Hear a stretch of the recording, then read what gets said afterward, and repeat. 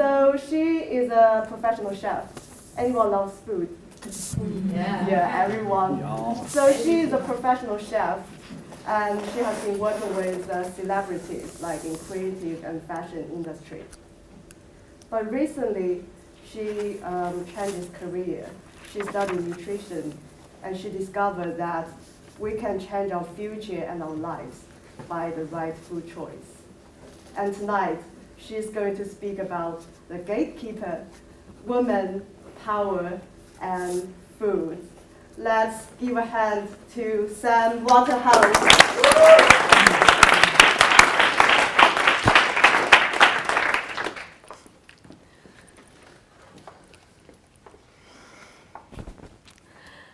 Okay, before I start my talk tonight, I have been very, very busy working with a colleague of ours, cooking healthy food.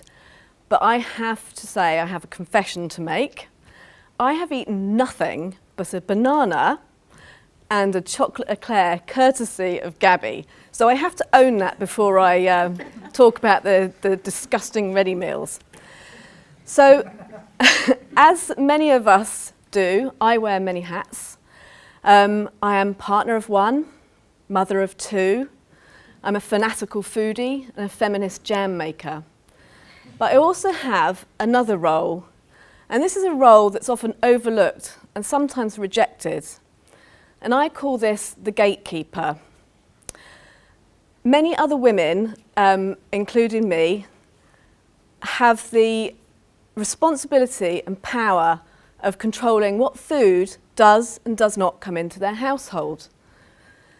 I do the shopping list, I do the menu, I do the cooking, I do the washing up.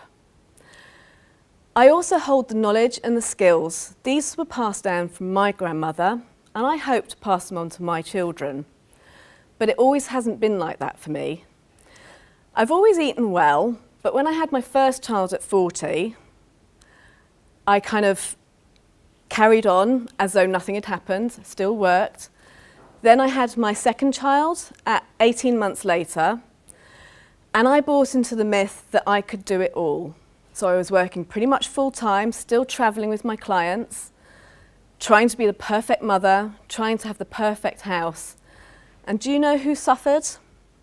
Me. My health went downhill. I was exhausted and I couldn't sleep. I had really, really, really bad insomnia. I was literally propping myself up with coffee all day. My diet consisted of sugary foods to give me fast energy. I also, as my children grew up, my diet consisted of their leftovers, chips, half-eaten fish fingers, pizza crusts. Can anyone identify with that? Yeah, so that's my diet.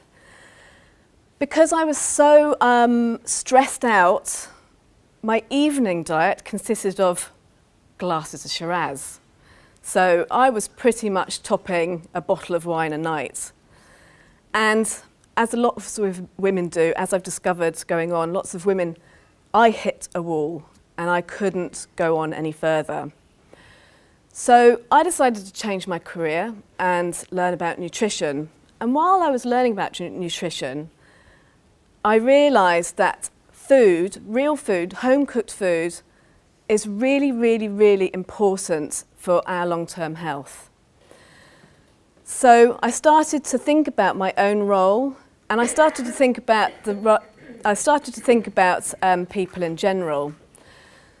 So on the one hand, we have a first generation and probably a second generation of young adults that haven't got the skills or the knowledge to feed themselves properly and are reliant on ready meals. And then on the other hand, we have escalating degenerative diseases and chronic diseases. I'm talking about cancer, diabetes type 2, cardiovascular heart disease, and cancer, and also problems with children, diseases with children, diabetes type 2, childhood onset, obesity in children. The relationship of home-cooked food and degenerative diseases are unclear. But for me, working in the food industry, I realised that the plastics that foods are kept in and cooked in, the bulking agents, the poor quality foods, the poor quality ingredients, has a detrimental effect on our health. So my message is this: slow down, take some time, learn some simple dishes, and enjoy it. Thank you.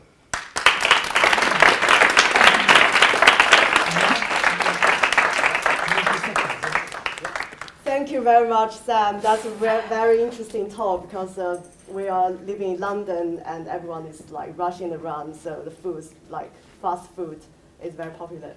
So let's hear from the judges about the feedback. Yep. So Simone. I can start. I absolutely love your introduction. Particularly talking about the chocolate eclair. That made them laugh. Yeah. It created rapport immediately, and it was a vulnerable sharing, because now we are talking about healthy food and say, hey, I just had a chocolate eclair. Yeah. It's a recipe day, banana chocolate eclair. So I really loved that. It was that was very original for me. The thing that I will suggest you to improve is you might be able to use props in your presentation, something small. For example, if you mention, if you have maybe a pack of ready-made food, say, what is this? Does it make you, do you want it? But actually, this is actually cancer. This is diabetes. So that will grab more their attention. That will what I would do different. Yeah, okay. Thank you. And Laura. Sam, I saw you speak for the first time last September, and between last September and now, my God, the growth is amazing. So really well done for that. You sounded so grounded and certain. Like, I love at the beginning, you sort of said, I'm a fantastic foodie, but also, you know, the gatekeeper analogy is really brilliant. So I thought the content was spot on. Thank and you. I loved that you left us with a takeaway as well, which is really important. My stretch for you is that you were sounding so, you were looking so poised and you were sounding so certain about what you were talking about, but you kept stepping a little back each way, and I thought at one point that you were going to crash into that. So that's all I would suggest to you, is to sort of stand a little bit more forward, and then you have a bit more room. Yeah. But content was amazing. Thank you. So really Thank well you. done. Thank you, Laura. Cool. So Laura kind of nicked what I was going to pick on. Yeah. So for me, yes, stay away from obstacles.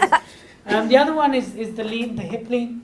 Yes, Lots yeah. of I that always going do that. I on. can't get out of And that. it just completely disempowers the statement. So when you make a statement, you lean into your hip, it just breaks it.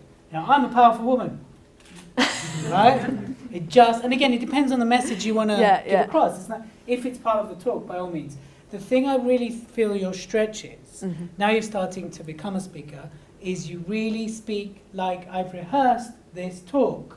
And I'm talking a bit like this right now.